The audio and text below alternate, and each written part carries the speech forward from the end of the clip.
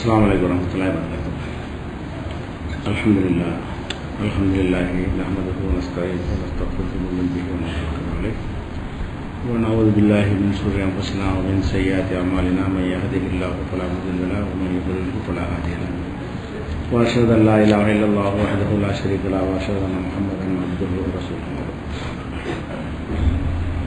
கண்ணியத்திற்குரிய எல்லாம் வல்ல அல்லாஹ் ஜல்ல ஷானஹு தஆலாவின் நல்லடியார்களே, இஸ்லாத்தின் ஆதாரம் இறைவனின் வஹி மட்டுமே என்ற தலைப்பிலே நேற்றைய தினம் வஹி என்று சொன்னால் திருக்குரான் மாத்திரமல்ல, திருக்குரான் அல்லாத வகையிலையும் இறை தூதர்களுக்கு அல்லாஹ்விடமிருந்து வஹி வரும். நபிகள் நாயகம் ஸல்லல்லாஹு அலைஹி வஸல்லம் அவர்களுக்கும் அதுபோல வஹி வந்திருக்கிறது. அந்த வஹியும் மார்க்கம்தான் என்பதனுடைய ஒரு பகுதியை நம்ம பார்த்தோம்.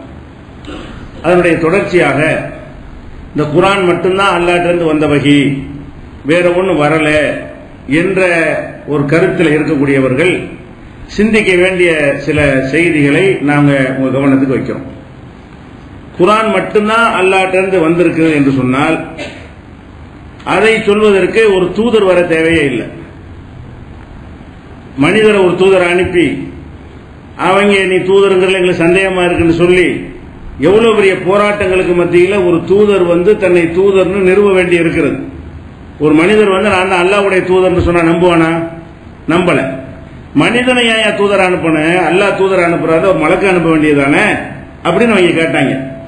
தூதர்கள்லாம் போய் மக்கள்கிட்ட நாங்கள் தூதர்கள் சொல்லும் பொழுது அல்லாஹ்வுடைய தூதராக வர்றதா இருந்தா மலக்கு வரட்டும், எங்களை மாதிரி நீ சாப்பிடுற, எங்களை மாதிரி நீ குடிக்கிற, எங்களை மாதிரி எல்லா விதமான காரியங்களையும் செய்யற, உன்னை எப்படி நாங்கள் தூதர் நம்புறது? அப்ப தூதர்னு நம்புறதுலயே பெரிய பஞ்சாயத்தா போய் அதுக்கப்புறம் அவர் நம்பின பிறகுதான் வேதத்தை நம்ப வேண்டியிருக்கு. தூதர்னு நம்பினா அப்புறம் வேதத்தை நம்ப முடியும். இவர் அல்லாஹ்வுடைய தூதர் நம்பலன்னு வைங்க, அவர் கொண்டு வந்தது வேதம் எப்படி நம்புறது? ஃபர்ஸ்ட் நம்ப வேண்டியது வேதத்துக்கு முன்னாடி எதை நம்பணும்? இதை கொண்டு வந்தவர் அல்லாஹ்வுடைய தூதர் தான் என்ற நம்பிக்கை வந்தா தான் அவர் சொல்லக்கூடியது வேதம்ங்கிற ஒரு நம்பிக்கை வரும். அப்ப இவ்வளவு ஒரு ரிஸ்கான ஒரு விஷயமா இருக்கிறது. வேதம் மட்டும்தான் வழிகாட்டும் என்று இருந்தால் அல்லாஹ் என்ன செஞ்சிருக்கிறான்? ஒரு மலக்கை அனுப்பி திடீர்னு அவர் கொண்டாந்து இந்த பாரு வேதம் கொடுத்துட்டு போயிட்டு இருக்க வேண்டியதான். அப்ப மக்களுக்கு குழப்பமே இருக்காது ஏத்துக்கிறதுக்கு. ஒரு மனிதரை அனுப்பி அவரை தூதர்ந்து ஏத்துக்கொண்டு அப்புறமேல் வேதத்தை நம்புவதை விட அவர்கள் எதிர்பார்த்தது போலவே ஒரு மலக்கை அல்லாஹ் அனுப்பியிருந்தானேயானால் மலக்கு வந்து அந்த மக்கள் மத்தியில இதான் வேதம் சொல்லி இருந்தா அப்ப கரெக்ட் தான் அப்படின்னு சொல்லிட்டு வேதத்தை வாங்கியிருப்பாங்க, தூதர் பிரச்சனை இல்லாம போயிருக்கும். ஆனா அல்லாஹ் என்ன செய்யறான்? ஒரு மனிதர் வேண்டும், ஒரு மனிதர் வழியாகத்தான் இதை கொடுக்க வேண்டும். ஏன் அப்படி கொடுக்க நினைக்கிறான்னு சொன்னா அவர் கொண்டாந்து கொடுக்கிற வேலை மட்டும் அவருக்கு இல்ல, அதை தெளிவுபடுத்துற வேலையும் இருக்கிறது. கொடுத்துட்டு போறதா இருந்தா யார்ட்டையும் கொடுத்து விட்டு போயிடலாம், இந்த அடுக்கு புஸ்தகம் வச்சுக்கிறங்க. அதை விட ஈஸியா என்ன செய்யலாம்னு கேட்டா வேதம் மட்டும்தான் மனிதனுக்கு அல்லாஹ்விடமிருந்து வந்த வஹி என்று இருக்குமையானால் ஒரு அசரீர் சத்தத்தை கொடுத்து எல்லாம் கவனிங்க, ஒரு புஸ்தகம் மேல உழவு போகுது, அதன்படி நீங்க நடங்கன்னா ஈஸியா போயிடும். அல்லாஹ்ட்ட தூதன் தேவையில்லை, ஒன்னும் தேவையில்லை, அனைவருக்கும் ஒரு அறிவிப்பு செஞ்சுட்டு மேல இருந்து ஒரு புஸ்தகத்தை போட்டோன்னு வைங்களேன், அப்ப அல்லாஹ்ட்ட இருந்து வந்து எல்லாரும் என்ன செய்வாங்க? எடுத்துக்கொள்வார்கள். அப்ப எந்த குழப்பமும் இல்லாம ஃபாலோ பண்ணிட்டு போயிடுவாங்க. இப்படி எல்லாம் செஞ்சிருக்கலாம்ல. வேதம் மட்டும்தான்னா அதுக்கு எவ்வளவு கஷ்டமான வேலையை செய்யணும்? நேரத்துக்கு போட்டு போறதை விட்டுட்டு ஒரு தூதரை அனுப்பி ஒரு அடி வாங்க விட்டு உதவாங்க விட்டு நான் தான் தூதர்னு நம்ப வைக்கிறதுக்கு அவ்வளவு பெரிய பாடுபட்டு கஷ்டப்பட்டுட்டு அதுக்கப்புறம் இந்த அல்லாஹ்ட்ட இருந்து வேதம்னு சொல்லி இவ்வளவு கஷ்டப்பட்டா அந்த வேதத்தை கொண்டு எல்லாம் சேர்ப்பான். அல்லாஹ் ஒரு காரியத்தை செஞ்சா அதுல எது எளிதாக இருக்கும் அதை செஞ்சுட்டு போயிருவான். அப்ப வேதத்தை கொடுக்கிறது தான் நோக்கமா இருந்தால் அதுக்கு எந்த விளக்கமும் தேவையில்லை என்பதாக இருக்குமையானால் அல்லாஹ் வந்து ஒரு மனிதரை தூதரா தேர்ந்தெடுக்க அவசியமே கிடையாது. அப்ப மனிதரை தூதராக்குறது எதுக்குன்னு கேட்டா அவருக்கு ஒரு ரோல் இருக்கிறது. வாங்கி தர்ற புஸ்தகத்தை கொண்டாந்து தர்ற ரோல் இல்ல, புஸ்தகத்தை தர்ற ரோலாக இருக்குமே ஒரு மலக்கு அனுப்பியிருக்கலாம். அல்ல அவருக்கு இல்லாமையே, மனிதன் இல்லாமையே அல்ல நேரடியாக அந்த புத்தகத்தை போட்டும் இருக்கலாம். அப்ப அது இல்லாம இன்னொரு ரோல் அவருக்கு இருக்கிறது. இறை தூதர் என்பவருக்கு இன்னொரு வேலை இருக்குது என்ற காரணத்துக்காகத்தான் அல்லாஹ் வந்து ஒரு தூதராக அனுப்புறான். அப்ப குரான் மட்டும் போதும் அப்படின்னு இருக்குமையானால் எந்த காலத்திலும் இறை தூதர்கள் வர வேண்டிய அவசியமே இல்லை. இன்னும் சொல்ல போனா இது ஈஸியா நம்புவோம். ஒரு மனிதர் அல்லாஹ்வுடைய தூதர் நம்புறதை விட நம்ம பார்த்துக்கிட்டு இருக்கும்போது ஆகாயத்திலிருந்து ஒரு புஸ்தகம் வந்து அறிவிச்சிட்டு வந்து விழுந்தா எவ்வளவு ஈஸியா நம்புவோம். கடுகளும் சந்தேகம் வருமா? இருக்காது. அல்லாஹ்விடம் தான் வருது என்பது கவனியுங்கள். ஒரு புஸ்தகத்தை நான் இறக்க போகிறேன், ஒரே சவுண்டு உலகத்துக்கும் அல்ல கேட்க வைக்க முடியும். ஒவ்வொரு ஊர்ல ஒரு புஸ்தகம் கொடுத்துட வேண்டியதான் அதே புஸ்தகத்தை. இது பெரிய கஷ்டமா அல்லாவுக்கு? இப்படி செய்தால் அது இறை வேதங்கள் நமக்கு டவுட் வருமா? அல்லாஹ்வுடைய வேதம் தான் அப்படி நமக்கு என்ன செய்வோம் 100% நம்பிடுவோம். அப்ப மனிதரை நம்பி வேதத்தை நம்புவதை விட இது ஈஸியாக மக்கள் நம்புவதற்கு எளிதானதாக இருக்கிறது. அப்படி செய்யாம இவரை நம்பு, இவர் என்னுடைய தூதர் நம்பு. அதுக்கு நிறைய அற்புதம் வேற. அல்லாஹ்வுடைய தூதர் தான் காட்டுறதுக்காக என்ன செய்ய வேண்டியிருக்கு? அவர் மனிதருக்கு செய்ய முடியாத சில அற்புதங்களையும் கொடுத்து ஃபர்ஸ்ட் அல்லாஹ் எதை நிறுவுறான்னு கேட்டா வேதத்தை நிறுவல, நான் ஒரு ஆளை உனக்கு தூதர் அனுப்பி இருக்கிறேன் அதை நிறுவுறான். அதை நம்பின பிறகு அவர் வழியாக ஒவ்வொரு செய்தியா மொத்தமாக வேதத்தை கொடுத்திருக்கிறான். சில காலத்துல நமக்கு சிறு சிறிதாக கொடுத்திருக்கிறான். முந்தைய சமுதாயங்களுக்கெல்லாம் ஒரே ஒட்டுமொத்தமாக ஒரே நாள்ல புத்தகமாகவும் கொடுத்திருக்கிறான். தௌராத்து மாதிரி எல்லாம் கொடுத்தும் இருக்கிறான். அல்லது சிறிது சிறிதாக நமக்கு கொடுத்த மாதிரி நபிமார்களுக்கு கொடுத்திருக்கிறான். ஆக அதுக்கு முன்னாடி எல்லாம் வேதத்துக்கு முன்னாடி செய்யற வேலை என்னவென்று சொன்னால் ஒரு மனிதரை நீ ஏற்றுக்கொள்ளணும். இறை தூதர் என்பதை நீ ஃபர்ஸ்ட் நம்பணும், அப்புறம் தான் வேதம் என்பதை அல்லாஹ் ஒரு கொள்கையாக வைத்திருக்கிறான். இப்ப பாருங்கல்ல, அல்லாஹ் கேட்கிறான் அந்த மக்கள் எல்லாம் என்ன சொன்னாங்கன்னு பாருங்களேன். காலத்து ருசுலுகும், அந்த தூதர்மார்கள் எல்லாம் மக்கள்கிட்ட சொன்னார்கள், ஃபில்லாஹி ஷக்குன் ஃபாத்திரி சமாவாத்தி வல், வானங்களையும் பூமியையும் படைத்திருக்கிற அல்லாஹ் விஷயத்தில் அவங்களுக்கு சந்தேகம் என்று தூதர்மார்கள் எல்லாம் என்ன செய்யறாங்க மக்கள்கிட்ட சொன்னாங்க. அப்ப அந்த மக்கள் என்ன ரிப்ளை கொடுத்தாங்கன்னா, காலு இன் அன்தும் இல்லா பஷரும் மிஸ்லுனா, நீ என்னையா தூதர்ங்கிற, எங்களை மாதிரி மனுஷன் தானே, என்ன தூதர் நீ எங்கிட்ட சொல்லிட்டு இருக்கிற, நீ எங்களை போன மனிதராக இருக்கிறாய் என்று சொல்லிதான் இந்த மெசேஜ் மறுக்கிறாங்க. குர்ஆனை வேதத்தை போதனையை மறுப்பதற்கு என்ன காரணமா இருந்தது? குர்ஆனை அவங்க மறுத்ததுக்கு என்ன காரணமா இருந்தது? நீ அல்லாஹ்வுடைய தூதர், நீ மனுஷன் தானே, என்ன மாதிரி நீ மனுஷனா இருந்துக்கிட்டு சாப்பிடுற, மலஜலம் கழிக்கிற, கவலைப்படுற, நோய்படுற, முதுமை அடைகிற, எங்களை மாதிரி எல்லா வகையிலையும் எங்களை போலவே நீ இருந்து கொண்டிருக்கிறாய், நீ எப்படி அல்லாஹ்வுடைய தூதர் என்று சொல்லித்தான் வேதத்தையே மறுத்தாங்க, போதனையில மறுத்தாங்க. அப்ப ரசூல்மார்கள் என்ன சொன்னாங்க? இன்னகுனு இல்லா பஷரும் மிஸ்லுக்கும், நாங்கள் உங்களை மாதிரி மனுஷன் தான், யார் இல்லைன்னு சொன்னா மனுஷனை தான் அல்லாஹ் தூதர் நியமிச்சிருக்கிறான் என்றுதான் மக்கள் பேசினாங்க. அப்ப என்ன விளங்குதுன்னு கேட்டா, மனிதரை அல்லாஹ்வுடைய தூதர் நம்புறது மக்களுக்கு கஷ்டமாக இருக்கிறது. அந்த கஷ்டமா இருந்தால் பரவாயில்லை, இதைத்தான் நீ நம்பணும் என்று அல்லாஹ் அனுப்புறான். மனிதரை தூதராக அனுப்பாம வேதத்தை டைரக்டா கொடுத்திருந்தால் அல்லது மலக்கை அனுப்பி கொடுத்திருந்தால் அவர் ஈஸியா நம்பி இருப்பார்கள். இவ்வளவு சந்தேகத்தோட கஷ்டப்பட்டு நம்பி இருக்க மாட்டார்கள். அப்படி இருந்து அல்லாஹ் இதை தேர்ந்தெடுத்தான் என்று சொல்லி நான் 14வது அத்தியாயத்தில் 11வது வசனத்தில் அல்லாஹ் சொல்லி காட்டுகிறான். இதே மாதிரி 23, 34 வசனத்தில் சொல்கிறான், மக்கள்கிட்ட போய் நபிமார்கள் பிரச்சாரம் செய்த பொழுது, மாஹாதா இல்லா பஷரும் மிஸ்லுக்கும், இவர் உங்களை மாதிரி மனுஷராகத்தான் இருக்கிறார். யஅகுலு மிம்மா தஅகுலுன மின்ஹு, நீங்கள் எதை சாப்பிடுகிறீர்களோ அதைத்தான் அவர் சாப்பிடுகிறார். ஓ யஷ்ரபு மிம்மா தஷ்ரபூன மின்ஹு, நீங்கள் எதை அருந்துகிறீர்களோ பருகுகிறீர்களோ அதைத்தான் அவர் குடிக்கிறார். அப்ப உலகின் நாத்தாத்தும் பஷரம் மிஸ்லுக்கும், உங்களை மாதிரி ஒரு மனுஷன் பேச்சு கேட்டீங்கன்னு சொன்னா இன்னுக்கும் இதெல்லாம் காசிரும், நஷ்டவாளி ஆயிருவீங்க. அந்த சமுதாயத்தில் உள்ள தலைவர்கள், இந்த சமுதாயத்தில் உள்ள தலைவர்கள் அவங்க மக்கள்கிட்ட என்ன சொல்றாங்கன்னு கேட்டா, இந்த நம்மள மாதிரி தான் இருக்காரு, நம்மள மாதிரி தான் சாப்பிடுறாரு, நம்மள மாதிரி தான் குடிக்கிறாரு, இப்படியான ஒரு மனுஷரை நம்ம ஃபாலோ பண்ணோம்னு சொன்னா நம்ம நஷ்டவாளி ஆயிருவோம், இந்த மனுஷனை ஏத்துக்கிறாதீங்க என்று அந்த மக்கள் தூதரை நம்புவதற்கு சந்தேகப்பட்டார்கள். வேதத்தை அவர்களே தான் வரப்போகுது. அப்ப தூதரை நம்புவதற்கு சந்தேகப்படுற மக்களுக்கு அந்த சந்தேகத்தை அதிகரிக்கக்கூடிய இந்த வழியெல்லாம் ஏன் தேர்ந்தெடுக்கிறான்? தூதர் அவசியம் என்பதை தேர்ந்தெடுக்கலாம். தூதருக்குரிய வேலை இருக்கு, தூதருக்குன்னு சில வேலைகள் இருக்கிறது.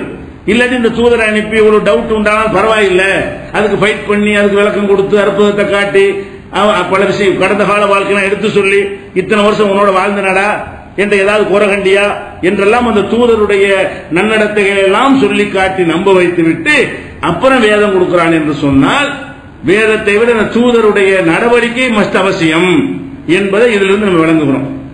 அதே மாதிரி மூசா நபி ஹாரூன் நபியும் அந்த மக்கள்கிட்ட பிரச்சாரம் செய்யும் பொழுது அவங்க எல்லாம் என்ன சொன்னாங்க? நுக்மீனுல் பஷரைன் மிஸ்லினா, நம்மை போல இருக்கிற 2 மனிதனுக்கா நம்ம நம்புவோம். இந்த மூசா யாரு, ஹாரூன் யாரு? நம்மள மாதிரி 2 மனிதர்கள், இந்த இருவரையா நம்ம நம்பிக்கை கொள்வோம் மாட்டோம் என்று சொல்லி 23:47 அல்லாஹ் சொல்லி காட்டுகிறான். அதே மாதிரி யாசின் சூராவோட வரும், 3 தூதர்கள் அனுப்புவான். ஒருத்தர் அனுப்புவான், அப்புறம் மறுத்துவாங்க, மறுபடியும் ஒரு தூதர் அனுப்புவான். 3வது ஆள் அனுப்பின பிறகு என்ன செய்வாங்கன்னா அந்த மக்கள்லாம் ஏற்றுக்கொள்ள மறுக்கும் போது சொல்லுவாங்க, எப்ப தூதருங்கிற அவர் தூதருங்கிறாரு, அப்புறம் நீ வந்துகிட்டு என்னையும் தூதராக்குனாங்கிற நீ வந்து என்னையும் தூதர், 3 தூதர் வருவாங்கல்ல ஒரு சமுதாயத்துக்கு. முதல்ல ஒரு ஆள் அனுப்புவான், அப்புறம் இன்னொரு ஆள் அனுப்புவான், அப்புறம் இன்னொரு ஆளையும் எல்லாம் அனுப்பி வைப்பான் ஒரு சமுதாயத்துக்கு 3 தூதர்களை. அப்ப 3 தூதர்கள் வரும்போது அவங்க என்ன சொல்றான் அந்த மக்கள்லாம், மா அன்தும் இல்லா பஷரும் மிஸ்லுனா, நீங்கள் எங்களை போன்ற மனிதர்களை தவிர வேற இல்லை, நாங்க ஏன் உங்களை நம்ப மறுக்கிறோம், எங்களை மாதிரி மனுஷனா இருக்கிறீங்க என்று சொல்லி இந்த 3 தூதர்கள் அந்த சமுதாயத்துக்கு ஒரு சமுதாயத்துக்கு அனுப்பப்படும் பொழுது 3 பேரையுமே அவன் மறுப்பதற்கு எதை காரணமா காட்டுறான், மனிதரா இருக்கிறத காரணமா காட்டுறான். அப்ப ஒரு மனிதர் வழியாக நேர்வழி வருவது மக்களுக்கு ஏற்றுக்கொள்ள சிரமம்.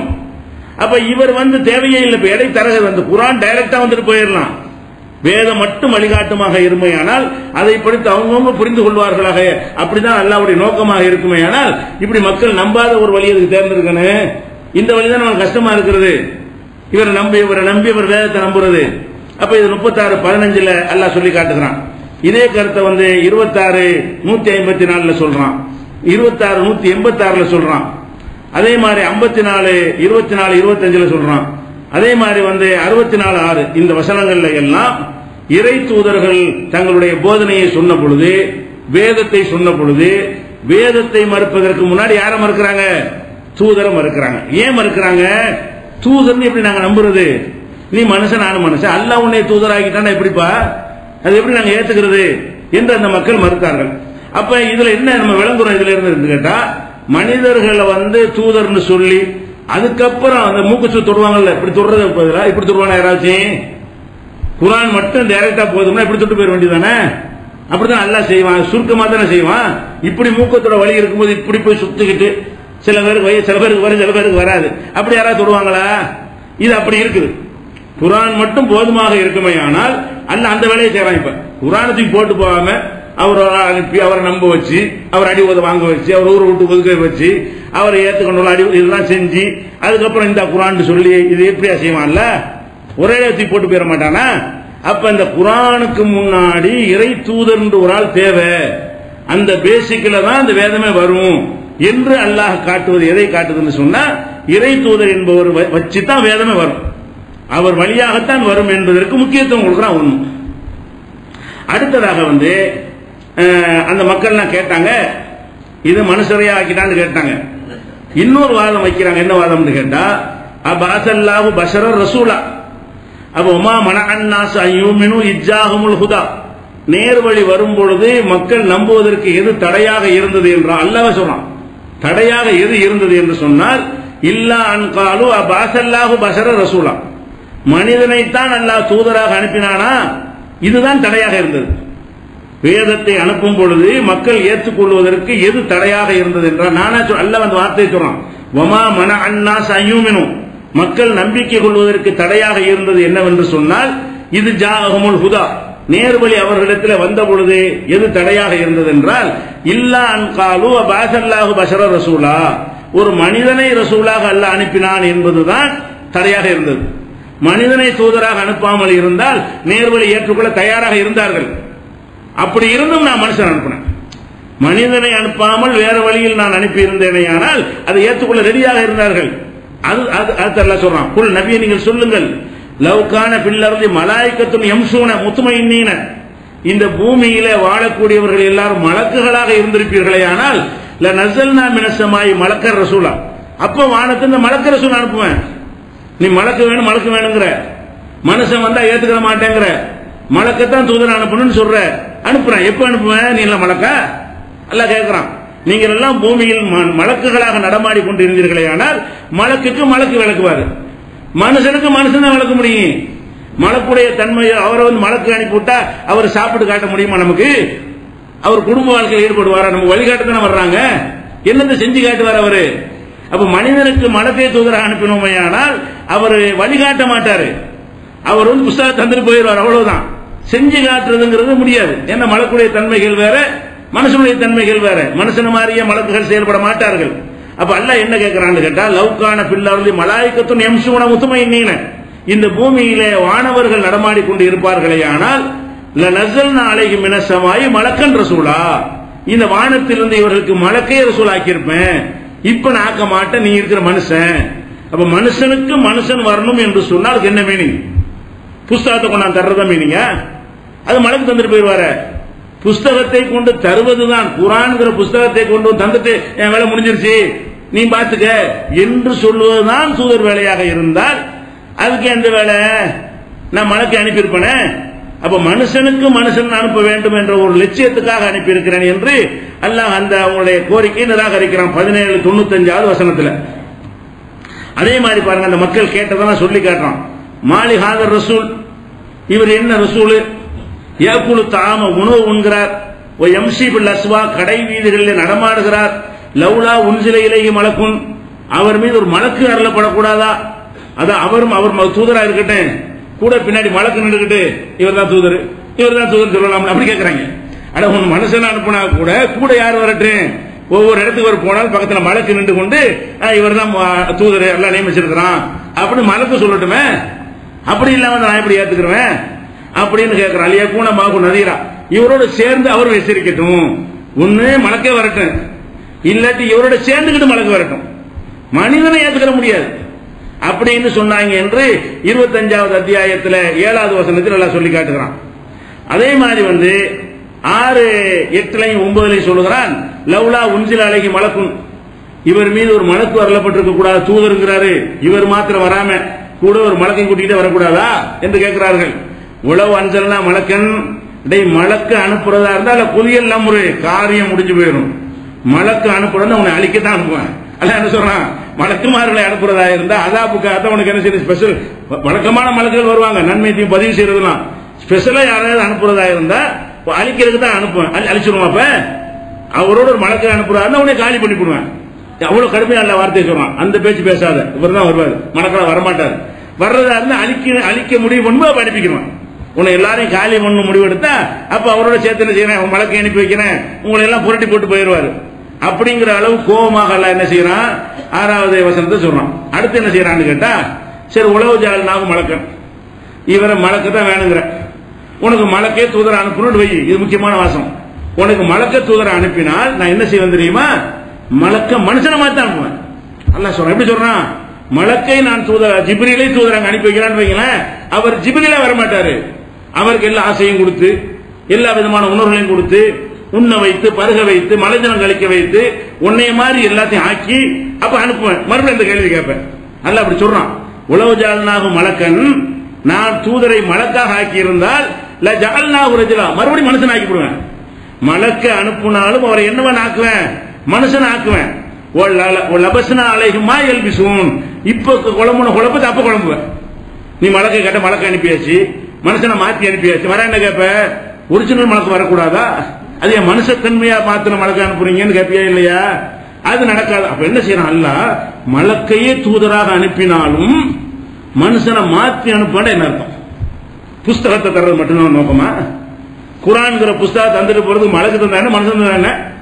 அவரே மனுஷனை மாத்தன மனிதரோடு மனிதராக நடமாட வைப்பது எதற்கென்றால் அதுல உள்ளதை செஞ்சு காட்டுவாரு, செயல்முறை விளக்கம் வாழ்ந்து காட்டுவாரு. சும்மா சொல்லிட்டு புஸ்தகம் தந்துட்டு போக மாட்டாரு, வாழ்ந்து காட்டுவதற்காகத்தான் என்ன செய்யறாரு, அவர் வந்திருக்கிறார் என்பதை சொல்வதற்கு தான் அல்லாஹ் என்ன செய்யறான், மனுஷனை தான் அனுப்புவேன். மலக்க அனுப்புற முடிவு எடுத்தாலும் அவரை ஒரு மனிதனாக மாற்றி அனுப்புவேன். அல்லாஹ் நினைச்சா மாற்ற முடியுமில்ல, மனிதனா மாற்றி அனுப்புவேன். மனிதன் மஸ்ட்ங்கிறான், மனிதனுக்கு வழிகாட்ட மனிதன் அவசியம். மலக்க அனுப்ப முடிவெடுத்தாலும் மனுஷனை மாற்றி அனுப்புற அளவுக்கு அது அவசியமான ஒன்று என்று சொல்வதாக இருந்தால் அப்ப குர்ஆன் மட்டும் போதுங்கிற இப்படி நிக்கிறது.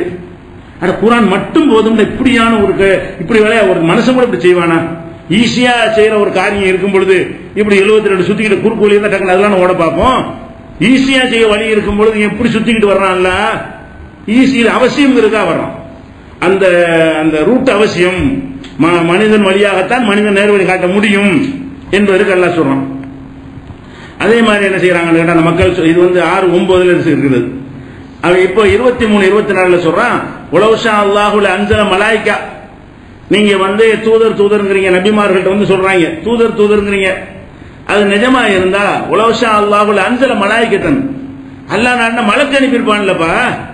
மாசமையனா பி ஹாதா பி ஆபாயின் அவ்வளின், இது மாதிரி எங்க முன்னோர்கள் சொல்லி நாங்க கேட்டது இல்ல, மனிதன் தூதரா வருவான் அப்படின்னு சொல்லி எங்க முன்னோர்கள் சொல்லி நான் கேட்டது இல்ல. நீ புதுசா சொல்றீங்க. மனிதன் தூதரா வர்றதா இருந்தால் அல்லாஹ் நிஜமாகவே அப்படி நாடி இருந்தானே ஆனால் உன்னை அனுப்ப மாட்டான். எங்களோட பிறந்து எங்களோட வாழ்ந்து எங்களோட பிராயத்தை கழிச்சுட்டு திடீர்னு அல்லாஹ்வுடைய தூதர்னா இப்படி அல்லாஹ் செய்யுமா? அல்லாஹ் டைரக்டா ஒரு வானவர் அனுப்புனா எங்களுக்கு வித்தியாசமா இருக்கும். அவர் என்ன செய்வாரு? பார்த்தவன சாப்பிடவே மாட்டாரா? 3 நாளைக்கு உட்கார வச்சு பார்ப்போம், அவரை சாப்பிடவே மாட்டாரு, மலக்கு சாப்பிட மாட்டாரு, குடிக்கவே மாட்டாரு. நம்மள மாதிரி எந்த விதமான பலவீனம் இவர் சரி இவர் அல்லாஹ்வுடைய தூதர் நம்புவோனா இல்லையா? இவர் எப்படி நம்புறதுன்னு? நமக்கு பசிக்கு அவருக்கு பசிக்குது, நமக்கு தாகம் வந்து அவருக்கும் தாகம் வருது, நமக்கு நோய் வந்து அவருக்கு நோய் வருது, நமக்கு கவலை வர்ற மாதிரி இவர் அல்லாஹ்வுடைய தூதரு. அவன் என்ன செய்யறான்? இடம் போட்டு பார்க்கறான். எல்லா வகையும் நம்மள மாதிரி இருக்கிறார். நம்மள மாதிரி இருக்கிறவர் வந்து அல்லாஹ்வின் தூதர். நம்ம கஷ்டம். மலக்கு நம்மள மாதிரியா இருப்பாரு? நம்ம தன்மைக்கு அப்பாற்பட்டவரா இருப்பாரு. அப்படி இருக்கும் பொழுது நாங்க நம்பலாம்.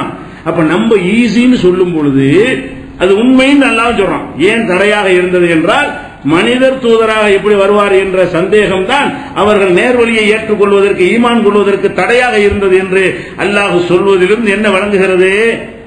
அந்த வேதத்தை தருவது மட்டும் டியூட்டி இல்லை, வேதத்தை கொண்டாந்து போட்டுட்டு போறது மட்டும் டியூட்டி இருக்குமே. ஆனால் அது ஜிப்ரீல் அழகா ரசூலுல்லாஹ்ட்ட ஓதி காட்டுற மாதிரி டைரக்டா செஞ்சிட வேண்டியதானே? அல்லாஹ் எல்லாத்துலயும் புரோக்கர் குடிக்கிறான்ல. அல்லாஹ்வுடைய ஸ்டைலே என்ன? நேர கேள்றாங்க. என்ன புரோக்கர் என்கிட்ட கேட்கிற, நீ இடைத்தரகர் வைக்கிறேன்னு கேட்கறான்ல, அதே மாதிரி வச்சீங்கன்னா ஜிப்ரீல் தானே வேதத்தை கொண்டு வந்தாரு. அவர் எல்லாரும் கேட்கற மாதிரி சொல்லிட்டு போயிட வேண்டியானே? அவரையும் அந்த ஒரு ஆள் சொல்லி இவர் வழியா உனக்கு ஏன் வரணுங்கிறேன்? வேதம் தானே முக்கியம். வேதம் முக்கியம் பண்ணால் மக்கள் எல்லாம் கூட்டி இருக்கிற ஒரு கூட்டத்தில் வச்சுக்கிட்டு ஜிப்ரீல் என்ன செய்வார்? அல்ஹம்துலில்லாஹி ரப்பில் ஆலமீன் ஜிப்ரீல் ஓதுவாரு. ரசூலுல்லாஹ் கேட்கிற மாதிரி எல்லாருக்கும் கேட்கும். அலிஃப் லாம் மீம் தாலிகல் கிதாப்னு ஓதுவாரு. அப்படி பேரும் கேட்கும். இப்படி செஞ்சுட்டு போயிடலாமே? அது அல்ல. இவர் வேணும். இவர் ஏன் புரோக்கர் வேலைக்காக அனுப்பல? இவர் தேவை என்பதற்கு அனுப்புறான். அல்லாஹ்வுக்கு புரோக்கர் தேவை கிடையாது. இந்த வேதத்தை கொண்டு தருவதற்கு ஜிப்ரீலே கொண்டு தராமல் அல்லாஹ் நேரடியாக ரசூலுல்லாஹ்ட்ட கொண்டு கொடுத்து அவர் வழியாக வருகிறது என்றால் அது ஒரு தேவையற்ற புரோக்கர் என்பதற்கு வரவில்லை. மனிதனுக்கு வழிகாட்ட ஒரு மனிதன் அவசியம். அவர் தான் வாழ்ந்து காட்டுவாரு, அவர் தான் செஞ்சு காட்ட முடியும். அப்படிங்கிற ஒரு தேவைக்காகவே, அது தேவை என்பதற்காகவே தான் அதை அல்லாஹ் செய்திருக்கிறான் என்பதை இதுல இருந்து நம்ம தெரிஞ்சுக்கிறோம். இதே கருத்தை 41:14 நல்ல இடங்கள் எல்லாம் சொல்றான். எதை மலக்கு அனுப்பணும் மலக்குன்னு கேட்கறாங்க இல்ல, அவ்வளவுக்கு இப்படித்தான் பதில் சொல்றான். இது ஜாத்துஹும் ருசுலும் மின் பைன் ஐதீஹிம் மின் கல்பிஹிம், அவர்களுக்கு முன்னரும் பின்னரும் தூதர்கள் வரும்போதெல்லாம் வந்து அல்லாஹ் தாபுது இல்லல்லாஹ், அல்லாஹ்வை தவிர யாரையும் வணங்காதீர்கள் என்று சொன்ன பொழுதெல்லாம் காலு, அந்த மக்கள் என்ன சொன்னார்கள்? லவ் ஷா ரப்புனா லஅன்ஸல மலாயிகா, அல்லாஹ் நாடினால் மலக்கை அனுப்பியிருப்பான். உன்னையும் தூதர் அனுப்புறான், நீ போய் சொல்ற. அல்லாஹ் தூதர் அனுப்புறத யார் அனுப்பியிருப்பான்? மலக்கு அனுப்பியிருப்பான். இன்னா பிமா உர்சில்தும் பிஹி காபிரூன், எதை கொண்டு நீங்கள் அனுப்பப்பட்டீர்களோ அதை குர்ஆனை வேதத்தை நாங்கள் மறுக்கிறோம். வேதத்தை மறுக்கிறதுக்கு என்ன காரணம்? அதை ஏன் நீ சொல்ற? அல்லாஹ் எங்கள்கிட்ட சொல்லட்டும், அல்லது எங்களை போன்ற படைப்பு இல்லாத வேற ஒரு படைப்பு மூலமா வந்து சொல்லட்டும். நீ எதுக்கு இடையில வந்து நீ சொல்ற? அப்ப உன்னையும் மறுக்கிறோம்னு சொல்லல. இன்னா பிமா உர்சில்தும் பிஹி காபிரூன், எதை கொடுத்து நீங்கள் அனுப்பப்பட்டிருக்கிறீர்களோ வேதம், அதை நாங்கள் மறுக்கிறோம். ஏன் மறுக்கிறோம்? எங்களை மாதிரி மனிதரா இருக்கிறீங்க, மலக்கு வழியா அது வரல, அதனால நீ தூதரே இல்ல. நீ தூதர் இல்லை என்றால் நீ கொண்டு வந்தது வேதமே இல்ல என்று அந்த மக்கள் என்ன செய்யறாங்க? மறுத்தார்கள் என்று சொல்லி 41:14 சொல்லி காட்டுறான். அதே மாதிரி இதுல எல்லாம் என்ன வழங்குது என்று கேட்டால், குர்ஆன் மட்டும் போதும் என்பது அல்லாஹ்வின் நோக்கமே கிடையாது. குர்ஆனை ஒரு மனிதரிடம் கொடுத்து அந்த மனிதர் அந்த மக்களுக்கு ஓதி காட்டி விளக்கம் கொடுத்து வாழ்ந்து காட்டி அந்த வாழ்க்கையை ஏற்றுக்கொள்ளணும் என்ற ஒரு நோக்கத்திற்காகத்தான் வேதத்தை நேரடியாக தராமல் என்ன செய்யறான்ல, ஒரு மலக்கு மூலமாக மனிதர் மூலமாக தருகிறான். அதை விட இப்ப உள்ளத்தில் அல்லாஹ் உணர்வு போடுறான்ல, இந்த குர்ஆனு கூட புஸ்தகமா கூட போட வேண்டியதில்லை. அல்லாஹ் என்ன செய்யலாம்? ஒரு செகண்ட்ல ஒரு கமாண்ட் அடிச்சான்னா அத்தனை பேர் உள்ளத்திலையும் குர்ஆன் வந்துடும். அல்லாஹ் நினைச்சான்னு வைங்களேன், இந்த குர்ஆன் என்ன செய்யற அத்தனை பேருக்கு ஒரு உத்தரவு போடுவோம், எல்லாருடைய உள்ளத்திலும் இந்த குர்ஆன் வந்து உட்கார்ந்தோம். அப்படி எல்லாம் செய்ய முடியாதா? அப்படி செஞ்சு அதன்படி நேர்வழி பெறலாம்ல? அதெல்லாம் முடியாது. அதுக்கு விளக்கமும் செய்யணும். அதுக்கு நான் என்ன செய்யறது? அதுக்கு ஒரு ஆள் வேணுமே என்பதற்கு செஞ்ச மாதிரியே இருக்கா இல்லையா? அதை பார்க்கிறோம். அதே மாதிரி வந்து எஸ்ஆலுக்கு அஹ்லுல் கிதாப், வேதக்காரர்கள் கேட்கிறார்கள். ரசூலுல்லாஹ் காலத்தில் இருந்த யூதர்கள், அந்த நசாராக்கள் கேட்கிறார்கள், அன்து நஸ்ஸில அலைஹிம் கிதாபம் மினஸ் ஸமா, வானத்திலிருந்து ஒரு புஸ்தகத்தை எடுத்து போடணும் என்று கேட்கிறார்கள். நீ தூதருங்கிறீல, நீ வந்து நின்றுக்க, அறிவிப்பு செய்ய, நாங்கெல்லாம் வெயிட் பண்ணிட்டு இருக்கிறோம், அங்கிருந்து புஸ்தகம் இறங்கட்டும், நாங்க ஏத்துக்கிறோம். இது ஈஸி தானே? இது ஈஸி தானே? புஸ்தகத்தை கட்டுறது மட்டும் ரசூலுடைய வேலையா இருந்தால் எல்லாம் வாங்கப்பா இறைவன் ஒரு புஸ்தகத்தை உங்களுக்கு தரப்போறான், நான் கையை கட்டிட்டு இருக்கிறேன், நீங்க என்ன அண்ணன் பாருங்க, மேல இருந்து ஒரு புஸ்தகம் தன்னால இறங்கு, மேல இருந்து நல்ல வருது, மேல இருந்து ஒரு புஸ்தகம் வறுமையானால் அது கடவுள்கிட்ட இருந்து வருது நம்புவீங்கல்ல அப்படின்னு சொல்லி அவங்க கேட்கிறாங்க. அதுக்கெல்லாம் என்ன செய்யறான், இவங்க சொல்ல நீ கேட்காத, இதை மட்டுமா கேட்டாங்க, அல்லாவையே கொண்டாந்து நேருக்கு நேரம் காட்டுன்னு இவங்க கேட்டாங்க. அல்லாஹ் என்ன சொல்றான், இதுக்கு என்ன பதில் சொல்றான், ஃபக்கது சாலு மூசா அக்பர மின் ஸாலிக, மூசாவிடத்துல இதை விட பெருசா கேட்டாங்க. இப்ப குர்ஆனை நேர இறக்குன்னு கேட்கறாங்க, அல்லாவையே இறக்குன்னு கேட்டாங்க. அவங்க இந்த ஆளுக்கு இந்த கூட்டம் இருக்கிறாங்க கொண்ட கேட்டவங்க மூசாவிடத்துல இதோட பெருசா கேட்டாங்க. என்ன கேட்டாங்க, ஃபகாலு அரினல்லாஹ ஜஹரா, அல்லாவை கண்ணுக்கு முன்னாடி கொண்டு நிப்பாட்டி காட்டு என்று கேட்டார்கள். இப்ப வேதத்தை இறக்கி காட்டுன்னு கேட்கறாங்க. இவங்க சொல்லுக்கு முக்கியத்துவம் கொடுக்காதுன்னு நல்லா சொல்றான். அப்ப இது வேதம் மட்டும் போதுமாக இருந்தால் இந்த சொல்ல ஏத்துக்கலாம், இந்த கோரிக்கையை வேதம் மட்டும் போதுமாக இருந்தால் அந்த மக்களுடைய கோரிக்கை ஏத்து, வேற தானடா வேணும், இந்தடா இப்ப நடங்கடா, முடியாது. அது மட்டும் பத்தாது, விளக்க நிறைய விஷயங்கள் அடங்கி இருக்கிறது, அதுக்கு நிறைய விளக்க உரைகள் தேவைப்படுகிறது என்ற காரணத்தினால்தான் அல்லாஹ் இந்த மாதிரி செய்யவில்லை என்பதை 4:153 இந்த வசனத்தை வைத்து நம்ம அறிந்து கொள்கிறோம். இது ஒரு விஷயம். அது போக புஸ்தகத்தை கொண்டாந்து ஒரு தர்றதுதான் தூதருடைய வேலை, ரசூலோட வேலை என்ன, குர்ஆன் மட்டும் போதும்டா என்ன அர்த்தம், ரசூலுடைய வேலை அதை கொண்டாந்து தந்துட்டு போறது மட்டும்தான், அதான் அர்த்தம். குர்ஆன் மட்டும் போதும்னா அவர் 23 வருஷம் தூதரா இருந்தாரு, 23 வருஷம் ஒரு டியூட்டி என்னப்பா, இந்த குர்ஆனை கொண்டாந்து ஓதி கொண்டு காட்டிட்டு முடிஞ்சு, அல்ஹம்துலில்லாஹ் ரப்பில் ஆலமீன் முடிஞ்சு, அலிஃப் லாம் மீம் ஸாலிகல் கிதாப் முடிஞ்சிருச்சு, இதுதான் அவருடைய வேலை அப்படின்னு இருக்குமையானால் இதை செய்வதற்கு பல காலங்களில் பல தூதர்கள் அனுப்புறாங்களாம் ஒரு சமுதாயத்துக்கு. அட புஸ்தகத்தை கொண்டு தர்றதோட வேலை முடிஞ்சிருச்சுன்னா ஒரு சமுதாயத்துக்கு 2 தூதரியா, மூசா நபி காலத்தில் ஹாரூனையும் சேர்த்து அனுப்புறான். மூசா கொண்டாந்து புஸ்தகத்தை கொடுத்துட்டு போயிட்டு போறாரு, புஸ்தகத்தை கொடுக்கிற வேலை தானே, வேதம்ங்கிற புத்தகத்தை கொண்டு வந்து கொடுக்கிற வேலை மட்டும் இருக்குமே. ஆனால் அதுக்கே 2 நபி, அந்த 36வது யாசீன்ல சொல்ற மாதிரி 3 நபி ஒரு சமுதாயத்துக்கு எதுக்கு, ஒரு நபி எல்லாம் அனுப்புறான், நம்ப மாட்டேங்கிறாங்க. அதே மக்களுக்கு அவர் இருக்கும்போது இன்னொரு நபி அனுப்புறான், ஜோடியா போய் சொல்றாங்க, நம்ப மாட்டேங்கிறாங்க. அதுக்கப்புறம் ஃபஸதனா பி சாலிசின், 3வது ஆளை கொண்டு நம்ம வலியுறுத்தினோம், வலுப்படுத்தினோம். ஃபகாலு இன்னா இலைக்கும் முர்சலூன், நாங்கள் உங்களுக்கு அனுப்பப்பட்ட தூதர் 3 பேர் போய் சொல்றாங்க. ஒரு புஸ்தகத்தை கொண்டாந்து தந்துட்டு போற வேலை மட்டுமா 3 பேர் எதுக்கு, ஒரு சமுதாயத்துக்கு தூதர்களையே 1 2 3 அனுப்புறாங்களா. அப்ப 3 தூதர்கள் 2 தூதர்கள் என்றெல்லாம் சில சமுதாயத்துக்கு அனுப்புனான் என்றால் அப்ப என்ன, அதுக்கு மீனிங் என்ன, வேதத்தை கொண்டு வந்து தருவது மட்டும் அவங்களுடைய வேலை இல்லை, அந்த வேதத்தில் உள்ளதை விளக்கணும். விளக்கிறதுக்கு இவருக்கு பத்தாது. மூசா நபிக்கு அவர் சொன்னார்ல, எனக்கு திக்குவாய் இருக்கிறது, எனக்கு தெளிவா விளக்க தெரியாது, என் சகோதரர் ஹாரூன் நல்லா விளக்குவாரு, அவர் எனக்கு துணையாக ஆக்குன்னு சொன்னாரா இல்லையா. அப்ப விளக்கி சொல்வதற்கு தான் தூதர்மார்கள் வர்றாங்களே தவிர புஸ்தகத்தை கொண்டு வந்து தருவதற்கு மட்டும் வரவில்லை. வேத புத்தகத்தை வந்து இந்தாங்க வச்சுக்கிறங்க, இதுக்கு வரவே இல்லை. அப்ப இதெல்லாம் எதை காட்டுகிறது, குர்ஆனை யார் மூலம் அல்லாஹ் தந்தானோ அவர் உங்களுக்கு வழிகாட்டுவார், விளக்குவார். விளக்குவார் என்றால் அந்த விளக்கத்தை ஏத்துக்கணும். விளக்குவாருக்கு என்ன மீனிங், அவர் விளக்குவார் என்று சொன்னால் அந்த விளக்கத்தின்படி தான் நீங்க நடக்கணும் என்பதற்குத்தான் அனுப்பி இருக்கிறான் என்பதை இதிலிருந்து விளைவிக்கிறோம். அதுபோக இதை தெளிவாக அல்லாஹ் சொல்றான். 16வது அத்தியாயத்தில் 64வது வசனத்தில் சொல்றான், ஒமா அன்சல்னா அலைக்கல் கிதாப, நபியே ரசூலுல்லாஹ் பார்த்து சொல்றான், குர்ஆன் மட்டும் தானே போதுங்கிற, அந்த குர்ஆன் தான் சொல்லுது, குர்ஆன்ல தான் இருக்கிறது. என்ன இருக்கிறது, ஒமா அன்சல்னா அலைக்கல் கிதாப, இந்த வேதத்தை உமக்கு நாம் அருளவில்லை, இல்லா லிதுபையின லஹும், அவர்களுக்கு நீர் விளக்க வேண்டும் என்பதற்காகவே தவிர வேறு எதற்கு அனுப்பவில்லை. உங்ககிட்ட இந்த புஸ்தகம் தந்தது எதற்கென்றால் கொண்டை கொடுக்கிறதுக்கு இல்லை, வேற எதுக்கு, இல்லா லிதுபையின லஹும், அந்த மக்களுக்கு நீ பயான் பண்ணுவதற்காக, அந்த மக்களுக்கு இதை விளக்கி சொல்வதற்காக உனக்கு தந்திருக்கிறேன். அப்ப வேதத்தை வாங்கி கொண்டு வந்து தருவதோடு அது ஒவ்வொன்றுக்கும் என்ன விளக்கம் என்றும் சொல்லணும். உன்னைய தேர்ந்தெடுத்து அதுக்கு தான் அந்த மக்கள் எல்லாம் மலக்க கேட்டான அப்படி அனுப்பாம, புத்துண் வானத்தில் போட சொன்னான அதையும் செய்யாம உன்கிட்ட கொடுத்து அனுப்புனதுக்கு என்ன காரணம், இல்லா லிதுபையின லஹும், நீ அவங்களுக்கு விளக்க வேண்டும். அப்ப ரசூல் ஸல்லல்லாஹு அலைஹி வஸல்லம் விளக்குறதுக்கு தான் ரசூலுல்லாஹ்க்கு இந்த வேதத்தை கொடுத்தான் என்றால் அந்த விளக்கம் ஏற்றுக்கொள்ள வகையா இல்லையா, விளக்குறதுக்கு தான் அல்லாஹ் கொடுத்தான். அவருடைய விளக்கத்தினுடைய நிலை என்ன, உளறலா, பொய்யா, கட்டுக்கதையா, விளக்குறதுக்கு நல்லா கொடுத்துட்டான் என்றால் அந்த மக்களுக்கு விளக்குனாங்களா இல்லையா? விளக்குன அடிப்படையில் அந்த மக்கள் வாழ்ந்திருப்பாங்க, அந்த மக்களை வென்றெடுத்திருப்பாங்க. அப்ப அந்த மக்களோட அந்த பாக்கியம் முடிஞ்சிருமா? அப்ப குர்ஆன் மட்டும் போதும்னா அந்த மக்களுக்கு விளக்கம் கிடைச்சது. அப்ப நமக்கு குர்ஆன் மட்டும் கையில வச்சிருந்தா அந்த விளக்கம் எங்க? ஒருத்தர் விளக்குறதுன்னு அனுப்புனாரு, அவர் என்னப்ப விளக்குனாரு? உண்மை விளக்கல. 23 வருஷத்துல ஊமையா இருந்தாரா? ஒரு வார்த்தையும் பேசவே இல்லையா? ஒரு மார்க்க சம்பந்தமா ஒரு வசனத்துக்கு விளக்கமா தந்ததே இல்லையா? தந்தார்னா அதனுடைய நிலை என்ன? அதை வஹீயுடைய நிலையா அல்லது கற்பனையா?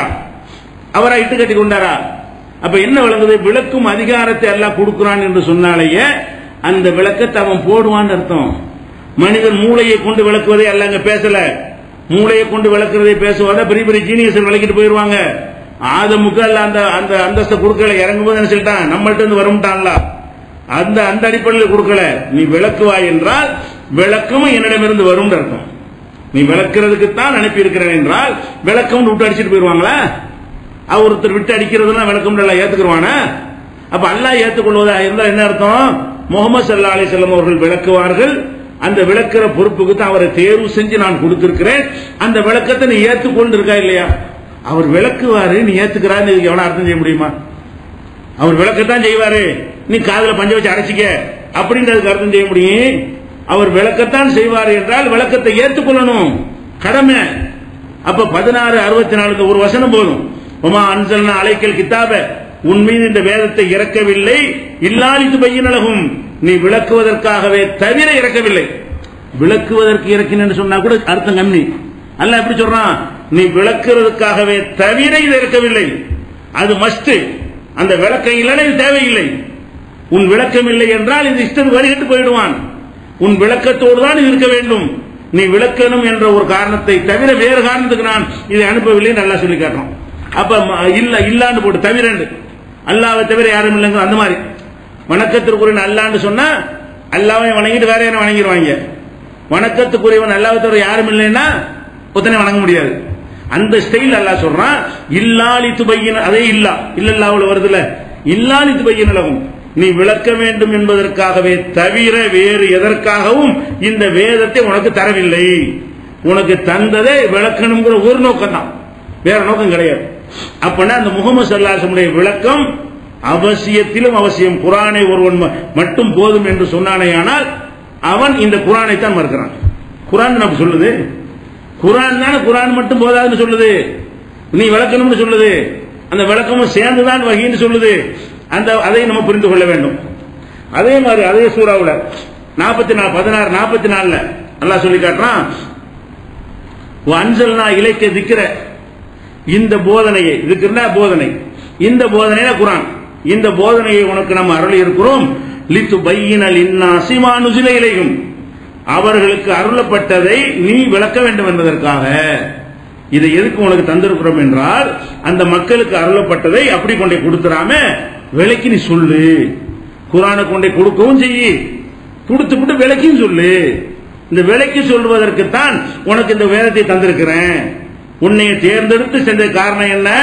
அந்த விளக்குற ஆற்றலையும் திறமையும் உனக்கு தந்திருக்கிறேன், அதற்கான ஞானத்தையும் மென்புறத்தில் தந்திருக்கிறேன். அதன் அர்த்தம். அப்ப நபிகள் நாயகம் ஸல்லல்லாஹு அலைஹி வஸல்லம் அவர்களை அருளப்பட்ட வேதத்தை விளக்குவதற்குத்தான் அனுப்பியிருக்கிறேன், இந்த வேதத்தை தந்திருக்கிறேன் என்று 16:44 அல்லாஹ் சொல்கிறான் என்றால் அப்ப அதுக்கு என்ன மீனிங்? அப்ப ரசூல் ஸல்லல்லாஹு அலைஹி வஸல்லம் உடைய வேலை குர்ஆனை தந்து விட்டு இருந்தாங்கடா இஷ்டத்துக்கு போங்கடா என்பதற்கு வரவே இல்லை. ஒவ்வொரு வார்த்தையும் விளக்கி அதுக்கு தேவையான வியாக்கியானங்களை கொடுத்து அதுக்கு தேவையானதை செஞ்சு காட்டி கூடுதல் விவரம் தேவைப்பட்டால் அதை கொடுத்து இதெல்லாம் செஞ்சுட்டு போவதற்குத்தான் இவரை தேர்ந்தெடுத்து அல்ல அனுப்பினேன் என்று சொன்னால் அது எப்ப குர்ஆன் மட்டும் வஹியாவும்? அல்லாஹ்விடமிருந்து அருளப்பட்டது என்பதில் இந்த விளக்கமும் அடங்குதா இல்லையா? வேதத்தை உனக்கு தர்றேன், நீ ஒரு விளக்கு, விளக்குறத உனக்கு கொடுத்துட்டேன், அந்த திறமையை உனக்குள்ள வச்சிருக்கிறேன் அப்படின்னு சொன்னால் அது எங்கிருந்து வந்தது?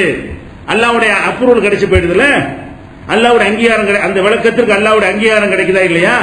நீங்கள் நாங்களும் சொல்ற விளக்கத்துக்கு அங்கீகாரம் கிடையாது, அவர் கொடுக்கிற விளக்கத்துக்கு அங்கீகாரம் இருக்கிறது, அத்தாரிட்டி இருக்கிறது, அல்லாஹ் ஏத்துக்கொள்றான். வேதத்துக்கு சொந்தக்காரன் சொல்றான் ஏத்துக்கடான்னு, இவன் என்ன செய்யறான்? அது மட்டும் நான் ஏத்துக்கிறேன், குர்ஆன் மட்டும் எனக்கு போதும் அப்படின்னா குர்ஆனோடு மோதுகிறார்கள். உங்களுடைய சிந்தனை எங்க போகுது? குர்ஆனோட மோதுகிறார்கள். குர்ஆன் தேவையில்லை, குர்ஆன் இஷ்டத்துக்கு வளைப்பதற்காக வேண்டி அந்த வாதத்தை பறக்க வைக்கிறார்கள். அதே மாதிரி பல இடங்கள் அல்லாஹ் சொல்லி காட்டினா ரசூல் ஸல்லல்லாஹு அலைஹி வஸல்லத்துக்கு கொடுத்த அந்த வேதத்தை சொல்லும் பொழுது வேதத்தை மட்டும் கொடுத்தோம்னு சொல்லல. எப்படி சொல்றான்? இப்ப இப்ராஹிம் நபி ஒரு துஆ செய்யறாங்க. அந்த காபாவை கட்டி முடிச்சுட்டு தங்களுடைய வழித்தோன்றல்ல ஒரு தூதர் வரணும் அப்படின்னு சொல்லி கேட்கிறாங்க. ஏன்னா இஸ்ஹாக்குடைய வழித்தோன்றல்கள் நிறைய நபிமார்கள் வந்துட்டாங்க. இஸ்மாயிலுடைய வழித்தோன்றல்ல யாருமே வரல. அப்ப இஸ்மாயில் அவங்க சேர்ந்து காபாவை கட்டிவிட்டு ஒரு பிரார்த்தனை செய்யறாங்க. என்ன பிரார்த்தனை? ரப்பனா இறைவா வபாத் பீஹிம் ரசூலன், இவர்களிலிருந்து ஒரு தூதரை அனுப்பு. இப்ராஹிம் நபி கேட்கிறாங்க. மின்ஹும் யத்ரு அலைஹிம் ஆயாத்திக்க, அவர் உன்னுடைய வசனங்களை அந்த மக்களுக்கு ஓதி காட்டுவாரு. ஒய் அல்லிமுஹுமுல் கிதாப, வேதத்தை கற்றுக் கொடுப்பாரு அவங்களுக்கு. ஒரு ஹிக்மத்தை ஞானத்தையும் கற்றுக் கொடுப்பாரு. ஒய் ஸக்கீஹிம், அவர்களை பரிசுத்தப்படுத்துவாரு. இந்த மாதிரி ஒரு தூதரை நீ அனுப்பு அப்படின்னு இப்ராஹிம் அலைஹிஸ்ஸலாம் துஆ செய்யறாங்க. இது 229 இருக்குது. இந்த துஆவின் அடிப்படையில் தான் நான் நபி ஆயிருக்கேன் ரசூலுல்லாஹ் சொல்லி இருக்கிறாங்க. இப்ராஹிம் நபியுடைய தாவத் பாபி இப்ராஹிம், இப்ராஹிமுடைய தகப்பனார் இப்ராஹிம் செய்த பிரார்த்தனையின் ஒரு வெளிப்பாடாக இறைவன் என்னை அனுப்பி இருக்கிறான் ரசூலுல்லாஹ் சொல்லி இருக்கிறார்கள். அப்ப இப்படி இப்ராஹிம் அலைஹிஸ்ஸலாம் துஆ செஞ்சாங்க. துஆ செஞ்ச பிறகு அல்லாஹ் ரசூல் ஸல்லல்லாஹு அலைஹி வஸல்லம் அவர்களை என்ன செய்யறான்? தூதரை அனுப்புறான். என்ன சொல்றான் பாருங்களேன்.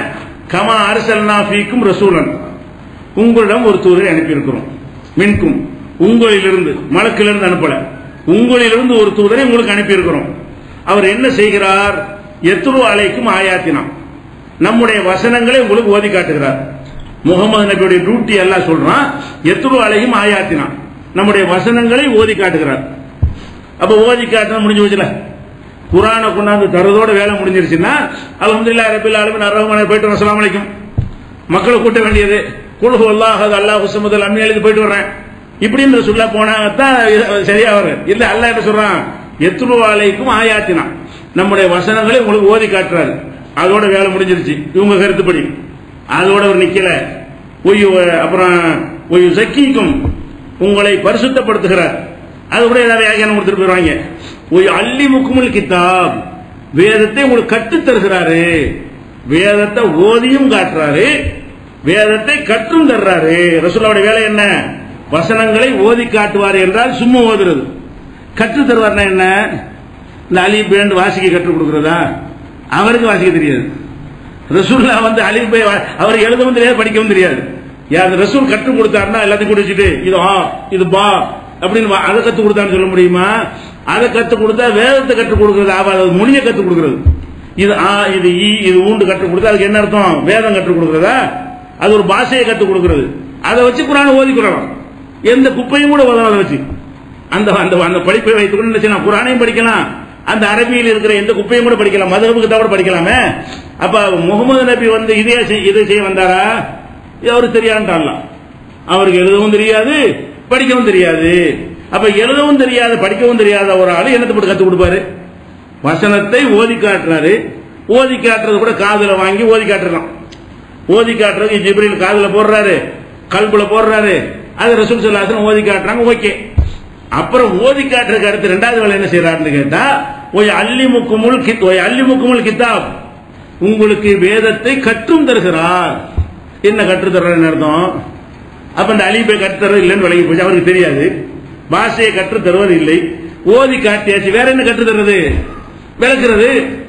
இந்த முகமது உங்களுக்கு என்ன செய்கிறார் என்றால் வசனங்களை ஓதியும் காட்டுறாரு, வேதத்தை விளக்கவும் செய்கிறார். இது எது வேஸ்டான வார்த்தை? ஓதி காட்டுறதுனால முடிச்சுட்டு போயிட வேண்டியதானே. அதோடு எல்லாம் முடிக்கல. கிதாபையும் உல் ஹிக்மா, ஞானத்தையும் உங்களுக்கு கற்றுத் தருகிறார். வேதத்தையும் கற்றுத் தருகிறாரு, உல் ஹிக்மா ஞானத்தையும் கற்றுத் தருகிறாரு. அப்ப முகமது நபி கற்றுத் தந்தது ஞானம், முகமது நபி கற்றுத் தந்தது வேதத்தின் விளக்கம். அது எப்படி ஏத்துக்க மாட்டோங்க? அது வகி தானே. இஸ்லாத்தின் ஆதாரம் வகின்னா இது வகி இல்லாம வேற என்ன? அவர் தான் வேதத்தை கற்றுத் தருவார் என்று அல்லாஹ் அதுக்கு தானே தேர்ந்தெடுத்து அனுப்புறான். ஒருவரை அல்லாஹ் அனுப்பி, உதாரணமா நம்ம ஒரு தூதர் அனுப்புறோம், இவருக்கு சொல்ல வேண்டியெல்லாம் சொல்லி அமெரிக்காவுக்கு இவர் தூதர் அனுப்பிடுறோம். இந்திய பிரதமர் அனுப்பி வைக்கிறார். அந்த மக்களுக்கு என்ன சொல்றோம்? உங்களுக்கு சொல்ல வேண்டிய செய்தி அவர் சொல்லுவாரு. உங்களுக்கு ஒரு செய்தியை கொடுத்து அனுப்பிடுறோம். அந்த மக்களுக்கு என்ன சொல்றோம்? அமெரிக்கா வந்து கொண்டிருக்கிறார், உங்களுக்கு என்ன செய்தியை சொல்ல வேண்டுமோ அதையெல்லாம் சொல்லுவார் அப்படின்னு அர்த்தம். இஸ்து சொல்லுவார் அர்த்தமா? நான் சொன்னா தமிழ் சொல்லுவாரு. நான் தான் அந்த நாட்டுக்கு பிரதமர் வச்சுக்கிறேன், நான் ஒரு நாள் அனுப்பிவிடுறேன் இன்னொரு நாட்டுக்கு. அவர் அந்த நாட்டுக்கு சொல்லுமா என்ன செய்யறேன், எல்லா செய்தியும் உங்களுக்கு நேரம் வந்து அவர் சொல்லுவாரு அப்படின்னு என்ன அர்த்தம்? அவர் இஷ்டத்துக்கு கையில மட்டும் போட்டு சொல்லுவாரா? அந்த அர்த்தம் கிடையாது. நான் சொல்லியிருப்பேன் எல்லாத்தையும், இது இப்படி சொல்லுங்க, இந்த கேள்வி கேட்டா இப்படி சொல்லுங்க, இது இப்படி விளக்குங்க, எல்லாத்தையும் இவர் போய் சொல்லிடுவார். அப்ப அந்த மாதிரி எல்லாம் சொல்றான், ஒரு ஆள் அனுப்புறேன் சொல்ல வேண்டிய கரெக்டா அவனுக்கு சொல்லிடுவாரு அப்படின்னா அல்ல இதாவது ஏமாத்திடலாம். நான் ஒரு ஆள் அனுப்ப அவன் இஷ்டத்துக்கு ஒன்னோட ஒன்று சொல்லி அப்படி நான் தேர்ந்தெடுத்துறேன் மனுஷன் தானே.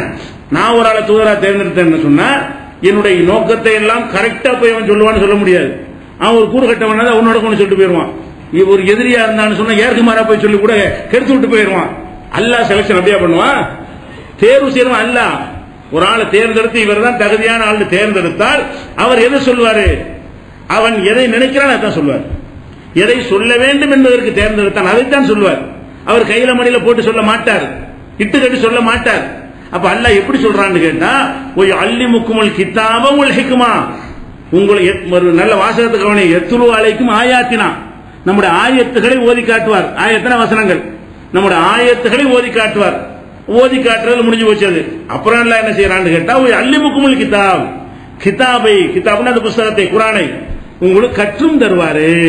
அப்ப முஹம்மது ஸல்லல்லாஹு அலைஹி வஸல்லம் அவர்கள் குர்ஆனை கொண்டு ஓதியும் காட்டினார்கள், ஒண்ணுக்கு என்ன அர்த்தம் என்று கற்றும் கொடுத்தார்கள் என்றால் அது வஹியா இல்லையா? அதுக்கு தானே அனுப்பியிருக்கேங்கிறான். அல்லாஹ்வுல அந்த டியூட்டியை கொடுத்து அனுப்பியிருக்கேங்கிறான். அவன் சொல்லாதையே போய் கற்றுக் கொடுத்துறாரு இவரு. அவன் சொன்னாதான் கற்றுக் கொடுக்க முடியும். அப்ப அவர் கற்றுக் கொடுத்தது எல்லாம் அவன் கற்றுக் கொடுத்தது. அந்த வகையில தான் இந்த வகை 3 வகை இருக்குன்னு சொன்னோம்ல, அதை வலுப்படுத்தும் விதமா நேரத்தை 3 வகை இருக்குன்னு நல்லாவே சொல்லிட்டான் குர்ஆன்ல. அதை வலுப்படுத்தும் விதமாக இந்த வசனங்கள் எல்லாம் அமைந்திருக்கிறது. அப்ப இப்ராஹிம் நபி அப்படித்தான் கேட்கிறாரு. இப்ராஹிம் நபி அல்லாஹ்வுக்கு ஒரு கலீல் உள்ளதான நண்பர் தானே. அவர் கேட்ட துஆவுல என்ன கேட்டாரு, இவர்களுக்கு ஒரு தூதரை அனுப்பு. இதே வாசகத்தை கேட்கிறாரு. எப்படி கேட்கிறாரு, ஒரு தூதரை அனுப்பு, எத்லு அலைஹிம் ஆயாத்திக, உன்னுடைய வசனங்களே ஒரு ஓதியும் காட்டுவாரு, ஒய் அல்லிமுஹுமுல் கிதாப, கிதாப கற்றும் கொடுப்பாரு. அப்படி ஒரு தூதர் அனுப்புன்னு கேட்கிறாரு. அப்படி ஒரு தூதர் அனுப்பிட்டா எல்லாம் சொல்லி காட்டுறோம். அப்ப இப்ராஹிம் நபி கேட்டது என்னதான் கேட்டாங்க, சும்மா புஸ்தகத்தை கொடுத்துட்டு வர தூதர் அனுப்பி விட்டுறாத, வசனத்தை ஓதி காட்டுற தூதர் அனுப்பிடாத, வசனத்தை ஓதுவதோடு அதுக்கு விளக்கமும் கொடுப்பாரு, அப்படி ஒருவரை நீ அனுப்பு என்றுதான் தூதர் ஆக்கு என்றுதான் கேட்டார்கள். என்னுடைய சந்ததிகள்ல ஆக்கு என்று கேட்டார்கள். அதை அல்லாஹ் ஏற்றுக்கொண்டு அதே மாதிரி அனுப்பி இருக்கிறேன்னு சொல்லி காட்டுறான். இது 251 நீங்க பார்க்கலாம். இதே கருத்தை அல்லாஹ் சொல்றான் 364. இது ஒரு பெரிய பாக்கியம். எப்படி சொல்றான், லக்கது மன்னல்லாஹு அலல் முஃமினீன், மூமின்களுக்கு அல்லாஹ் பெரிய உபகாரம் செய்து விட்டான். நமக்கு செஞ்ச உபகாரத்தில் பெரிய உபகாரம் என்று அல்லாஹ் சொல்றான். என்ன உபகாரம், இது பாத பீஹிம் ரசூலம் மின் அன்ஃபுஸிஹிம், அவர்களில் இருந்து அவர்களுக்கு ஒரு தூதரை அனுப்பினான். தூதர் அனுப்பினதான் உபகாரம். நல்லா கவனிங்க, புஸ்தகம் அப்புறம் தான் வருது குர்ஆன்லாம். தூதரை நான் அனுப்பினேன், அது பெரிய உபகாரம். அந்த தூதர் என்ன செய்கிறாரு, எத்லு அலைஹிம் ஆயாத்திஹி, அவனுடைய ஆயாத்துகளை அவங்களுக்கு ஓதி காட்டுகிறார். அல்லாஹ்வுடைய வசனங்களை அந்த மக்களுக்கு ஓதி காண்பிக்கிறார். ஒய் ஸக்கீஹிம், அவர்களை பரிசுத்தப்படுத்துகிறார். ஒய் அல்லிமுஹுமுல் கிதாப், கிதாபை அவர்களுக்கு கற்றுக் கொடுக்கிறார். கிதாப்னா குர்ஆன், வேதம், வேதத்தை கற்றுக் கொடுக்கிறார். ஒல் ஹிக்மா, ஞானத்தை கற்றுக் கொடுக்கிறார். ஒயின் கானூ மின் கப்லு லஃபீ லலாலின் முபீன், இதுக்கு முன்னாடி அவர்கள் பகிரங்க வழிகேட்டில் இருந்தார்கள். அப்ப நீங்க எல்லாம் வழிகேட்டில் இருந்தீங்க, நான் ஒரு ஆளை அனுப்புறேன், அவர் உங்களை தூய்மைப்படுத்த, எப்படி தூய்மைப்படுத்துறாரு, குர்ஆனை ஓதியும் காட்டுறாரு, விளக்கவும் செய்யறாரு, ஞானத்தையும் கற்றுத் தர்றாரு. இவ்வழிகேட்டில் இருந்தவங்களை நேர்வழிக்கு திருப்பிடுறாரு. அப்ப வழிகேட்டில் இருப்பவன் நேர்வழிக்கு வரணுமாக இருந்தால் இதெல்லாம் வேணும். எது வேணும், குர்ஆனை ஓதி காட்டினாரே அந்த ஓதி காட்டின குர்ஆனும் வேணும், குர்ஆனுக்கு விளக்குனாரே அந்த விளக்கமும் வேணும். இந்த ரெண்டும் சேர்ந்தாக்கு நம்மளை நேர்வழி கொண்டு வரும். வெறும் குர்ஆன் மட்டும் நேர்வழி கொண்டு வரும் அல்லாஹ் சொல்லவே இல்லை. குர்ஆன் சுருக்கமாகத்தான் செய்தியை சொல்கிறது. அது விளக்கு அப்படி சொன்னா பெரிய புஸ்தகமா போயிடும். ரசூலுல்லாஹ் 23 வருஷம் பேசினாங்கல்ல, அதையெல்லாம் குர்ஆன் மாதிரி குர்ஆன்ல சேர்த்து விட்டாங்க, இவ்வளவு பெருசா இருக்கும். அப்படி வந்துவிடக்கூடாது என்பதற்காக வேண்டி அல்லாஹ் என்ன செய்யறான், அடிப்படையான விஷயங்களை குர்ஆன்ல சொல்லிவிட்டு அதனுடைய விளக்கங்களை அல்லாஹ்வுடைய தூதர் வழியாக செய்து காட்டுறான் என்று பார்க்கிறோம். இதுவும் விளங்குகிறது. அதே மாதிரி இது 324 இருக்கா, இது பெரிய பாக்கியம்ங்கிறாங்க. 62 அத்தியாயத்தில் 2வது வசனத்தில் ஹுவல்லதி பாஸபில் உம்மீன ரசூலன், உம்மி சமுதாயத்துக்கு ஒரு ரசூலை அல்லாஹ் அனுப்பி இருக்கிறான். அவர் என்ன செய்கிறாரு, எத்லு அலைஹிம் ஆயாத்தி, திருப்பி திருப்பி பல இடங்களை சொல்றான் பாருங்க. இது சொல்லும் போதெல்லாம் சேர்த்தே சொல்றான், வசனங்களை ஓதி காட்டுறாரு. ஒய் ஸக்கீஹிம், தூய்மைப்படுத்துகிறார். ஒய் அல்லிமுஹுமுல் கிதாப வல் ஹிக்மா, கிதாபையும் ஹிக்மத்தையும் வேதத்தையும் ஞானத்தையும் அவர்கள் கற்றுக் கொடுக்கிறார். அப்படியான ஒரு தூதரை அல்லாஹ் உம்மி சமுதாயத்துக்கு அனுப்பி இருக்கிறான். அவனும் உம்மி, சமுதாயம் உம்மி, எழுத படிக்க தெரியாத சமுதாயம். அதுக்கு அல்லாஹ் அந்த தூதரை அனுப்பி அந்த மக்களுக்கு விளக்குற அளவுக்கு, யாருக்கு? பண்டிதர்களுக்கு விளக்குறதுக்கு இல்ல, எழுத படிக்க தெரியாத மக்கள் கூட விளங்கிக் கொள்ளும் அளவுக்கு இந்த குர்ஆனை ஓதி காட்டி அதுக்கு விளக்கம் கொடுக்கக்கூடியவராக தூதரை நான் அனுப்பியிருக்கிறேன். இது 62:2 இருக்கு. அப்ப இது எதை காட்டுது? குர்ஆன் மட்டும் போதுன்னு காட்டுதா, அவருடைய விளக்கம் வேணும்னு காட்டுதா? குர்ஆனை யார் கொண்டு வந்து சொன்னாரோ அவருடைய விளக்கம் வேண்டும் என்றுதான் இது காட்டுகிறது. இது விளங்காம என்ன செய்யறாங்க? குர்ஆன் மட்டும் போதும், இதெல்லாம் மறுக்கிறான்னு அர்த்தம். குர்ஆன் மட்டும் போதுன்னு சொல்லக்கூடியவர்கள் எதை மறுக்கிறார்கள்? இப்ப சொன்ன வசனங்கள் எல்லாம் இதெல்லாம் குர்ஆன் தான். குர்ஆனை தான் மறுக்கிறாங்க. குர்ஆனே சொல்லாத உன்னையா நீ இப்படி சொல்ற? குர்ஆன் மட்டும்தான், வேற எதுவுமே இல்லைன்னு குர்ஆனே சொல்லலையே. குர்ஆனை இவரும் சேர்த்து விளக்குவாருன்னு சொல்லுது. குர்ஆனை கொண்டு வந்து தர்றாரு, அவருடைய விளக்கமும் மஸ்ட் அவசியம்னு சொல்லி குர்ஆன் சொல்லும் போது நீ எப்படி அது இல்லைன்னு மறுத்தா குர்ஆனுக்கு நான் மறுக்கணும் என்றதை பார்க்கிறோம். அடுத்ததாக பாருங்க, இன்னொரு முக்கியமான பேர், லாஜிக்காக எல்லாம் சிலது விளக்கலாம். ஒரு சமுதாயத்துக்கு ஒரு தூதர் அனுப்பும். இப்ப உதாரணமா எடுத்துக்கிறோமே, ஒரு இந்தியில உங்களுக்கு ஒரு தபால் வருது. இந்தியில உங்களுக்கு தபால் வருது, உங்களுக்கு இந்தி தெரியும். இந்தி தெரிஞ்ச உங்க நண்பர் ஒருத்தர் என்ன செய்யறாரு? இந்தியில ஒரு தபால் அனுப்புறாரு. அந்த தபாலை கொண்டு வந்து ஒருத்தர் தர்றாரு உங்கள்கிட்ட. அவருக்கு இந்தி தெரியணுமா? இந்தி தெரிஞ்சா உங்களுக்கு விளங்குமா? எனக்கு இந்தி தெரியாதுங்க, உங்களுக்கு இந்தி தெரியும், இவருக்கு இந்தி தெரியும். இவர் இந்தி தெரிஞ்ச ஒருத்தர் இந்தி கடிதத்தை எங்கிட்ட தந்து இவர்கிட்ட கொடுங்கிற கொண்டாந்து தர்றேன். நீ உனக்கு இந்தி தெரியுமான்னு கேட்பீங்களா? எனக்கு தெரிஞ்ச உனக்கு என்ன, அதுல இந்தியில இருக்கு, அதை எழுதுனவர் இந்தியில இருக்காரு, நீ படிச்சுக்க, இந்தியில உனக்கு தெரியும், நான் எனக்கு ஏன் தெரியணும்னு எனக்கு தெரிய வேண்டிய அவசியமே இல்லை. அப்போ ஒரு செய்தியை கொண்டு போய் ஒருத்தர் கொடுக்கிறாருன்னு சொன்னா, ஒரு போஸ்ட் ஆபீஸ்ல போஸ்ட் மாஸ்டரா போஸ்ட்மேன், அது இல்லாதனால பேர் விட வர மாட்டேங்குது. போஸ்ட்மேன் வர்றாருன்னா எத்தனை பாஷைகளை கடிதத்தை கொண்டு வர்றாரு, அவருக்கெல்லாம் தெரியுமா என்னன்னு, உள்ள என்னன்னு தெரியுமா? பேப்பர் கொண்டு தந்து போயிட்டே இருப்பார் ஒரு பாட்டு. அப்படியாக நினைக்கிறாங்க தூதர்களை. தூதர்கள் வேலை என்னது? இந்தாங்க கொடுத்துட்டு போறது நினைக்கிறாங்க. அல்லாஹ் என்ன சொல்றான் பாருங்க, இந்த மாதிரியான மூடர்களுக்காக வேண்டிய ஒரு அற்புதமான வசனத்தை அல்லாஹ் சொல்றான். ஒமா அர்சல்னா மின் ரசூலி, எந்த ஒரு ரசூலை நம்ம அனுப்பினாலும், உனக்கு உள்ள முகமது நபிக்கு மட்டும் இல்லை, இது எந்த காலத்தில் எந்த தூதரை அனுப்பினாலும் இல்லா பிலிசானி கௌமிஹி, அந்த மக்கள் மொழி பேசும் அந்த மக்களுடைய பாஷை என்னவோ அந்த பாஷை உடையவராகத்தான் அனுப்பியிருக்கிறேன். ஒருத்தரை தூதரை அனுப்புறதா இருந்தா அரபு மொழி பேசுறவருக்கு தூதர் அரபியராக இருப்பார். தமிழ் மக்களுக்கு தூதரான அனுப்பினால் அவர் தமிழ் தான் பேசுவார், தாய்மொழி தமிழாக இருக்கும். அதே மாதிரி அரமாய்க்கு மொழியில ஒருத்தர் அனுப்பினால் அவருக்கு அரமாய்க்கு தெரியும். எதுக்கு இப்படி தேவை? தந்துட்டு போறதுக்கு அவருக்கு ஏங்க தெரியும்? போஸ்ட்மேனுக்கு தெரிஞ்சிருக்கணுமா? போஸ்ட்மேன் உள்ள எந்த லாங்குவேஜ் அந்த செய்தியில் அவர் விளங்கி இருக்கணுமா? ஏன் அவர் விளக்கி சொல்ல அவசியம் கிடையாது, தந்துட்டு போற வேலை தான். அப்ப ரசூல் ஸல்லல்லாஹு அலைஹி வஸல்லம் அவர்களோ மற்ற தூதர்களோ செய்திகளை கொண்டு தந்துட்டு போற வேலை மட்டுமாக இருக்குமே, ஆனால் அவருக்கு இந்த பாஷையும் தெரிஞ்சிருக்கணும், தெரிஞ்சுக்க தேவையில்லை. சரி, அல்லாஹ் சொல்லி காட்டுறான் பாருங்க. காரணத்தை அல்லாஹ் சொல்றான். எப்படி சொல்றான்? ஒமா அர்சல்னா மிர் ரசூலின் இல்லா பிலிசானி கௌமிஹி, எந்த ரசூலை நாம் அனுப்பினாலும் அந்த சமுதாய மொழி பேசக்கூடியவரை அனுப்பி இருக்கிறோம். அந்த சமுதாயம் என்ன பாஷை பேசுகிறதோ அந்த பாஷை பேசக்கூடியவரை தான் அந்த சமுதாயத்திற்கு தூதர் அனுப்பி இருக்கிறோம். எதற்கு என்றால் லியுபையின லஹும், அவர்களுக்கு அவர் தெளிவுபடுத்துறதுக்காக வேண்டி. கொடுத்துட்டு போறதா இருந்தா பாஷை முக்கியம் கிடையாது. இவர் அரபியராக இருக்கணும்னு அல்லாஹ் தேர்ந்தெடுக்கிறான். அது அரபி, நீ அரபி, அவர் அரபியா ஏன் இருக்க வேண்டும்? அதை உனக்கு விளக்குவதற்காக அதுவே விளக்கி விடுமா இருந்தால் இவனே இடையில நீ அரபியா இருக்கிற, குர்ஆன் அரபியாக இருக்கிறது, அது தன்னைத்தானே விளக்கிக் கொள்ளும், அதுவே போதுமானது என்று இருந்தால் இவர் எதுக்கு அரபியரா இருக்கணும்? வேற நாட்டில் உள்ள ஒருத்தரை கொண்டு தூதர் அனுப்பியிருக்கலாமே. அப்ப அந்த மாதிரி அனுப்பாமல் நான் ஏன் செய்தேன் என்றால் லியுபையின லஹும், அவர்களுக்கு இவர் விளக்கணும். விளக்குற வேலை இருக்கு தூதருக்கு, புஸ்தகத்தை கொண்டே கொடுக்கிற வேலை மட்டும் கிடையாது. அது என்ன சொல்லுதுன்னு எங்க டவுட்